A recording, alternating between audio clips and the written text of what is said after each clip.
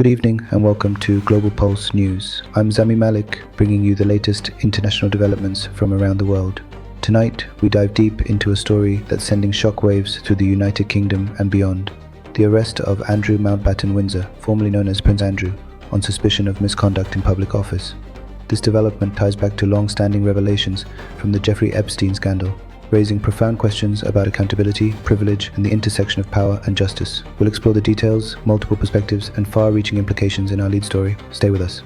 In a stunning turn of events today, British police arrested Andrew Mountbatten-Windsor, the 66-year-old brother of King Charles III, at his residence on the Sandringham Estate in Norfolk.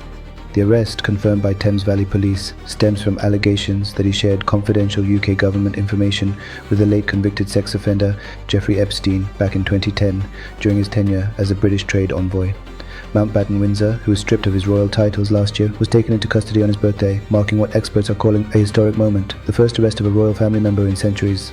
Let's break this down analytically. From a legal standpoint, the charge of misconduct in public office is serious but nuanced. It doesn't directly address the more salacious accusations of sexual misconduct that have plagued Mountbatten-Windsor for years, such as those from Epstein's victims. Instead, it focuses on the alleged breach of trust in sharing sensitive trade reports, information that could have given Epstein, a financier with vast international connections, an undue advantage. Legal experts point out that proving intent here will be key. Was this a casual indiscretion among friends or a deliberate quid pro quo?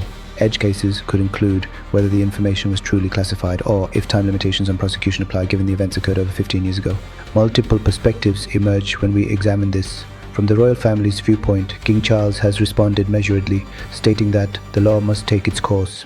This suggests an attempt to distance the monarchy, yet insiders reveal growing concerns that more Epstein files could implicate other high-profile figures, potentially unraveling years of containment efforts. On the other hand, anti-monarchy groups like Republic UK hail the arrest as a victory for equality under the law, arguing it exposes the privileges that have shielded the Windsors for too long. Public opinion in the UK is divided.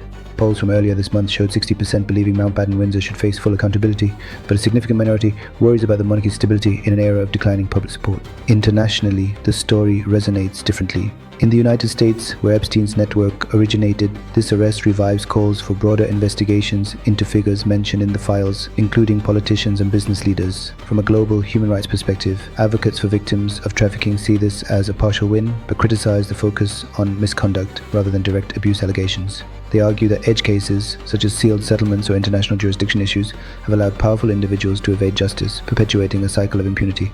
Now let's consider the broader implications. For the British monarchy, this could be a tipping point. Historically, the royals have weathered scandals, from abdications to divorces, but in a post-Brexit, economically strained UK, public funding for the institution is under scrutiny. If convicted, Mountbatten-Windsor faces up to life imprisonment, which might force King Charles to sever all ties, including financial support for his brother's residence. Nuances here include the family's internal dynamics. Reports suggest Charles has been funding Andrew's stay at Sandringham to keep him out of the spotlight, but this arrest might backfire, drawing more media attention. Edge cases abound. What if additional charges arise from the Epstein files, such as those hinting at trafficking involvement? Could this lead to extradition requests from the US? Or conversely, if acquitted, might it embolden defenses of royal privilege? Implications extend to international diplomacy. Epstein's web touched deals in the Middle East and Asia, raising questions about whether shared information compromised UK interests abroad. From a societal lens, this case highlights systemic issues. It underscores how wealth and status can delay justice, as seen in the years it took for these files to prompt action. For victims, it's a reminder of the emotional toll. Many have spoken of re-traumatization with each new revelation, yet optimists see potential for reform, like stronger oversight for public officials associations. Social media reactions have been swift and polarized. On X, users are debating whether this arrest is genuine accountability or mere theatre, with some calling for Mountbatten-Windsor to drop names in a plea deal. Others mock the monarchy's resilience claims, suggesting the institution is irreparably damaged. As this story unfolds, Global Pulse will continue to monitor developments. Mountbatten-Windsor remains in custody, with searches ongoing at his properties. The coming days could reveal more from the Epstein trove, potentially reshaping power structures worldwide. That's our in-depth look at today's top story. For more international news and analysis, join us tomorrow. I'm Zami Malik. Good night.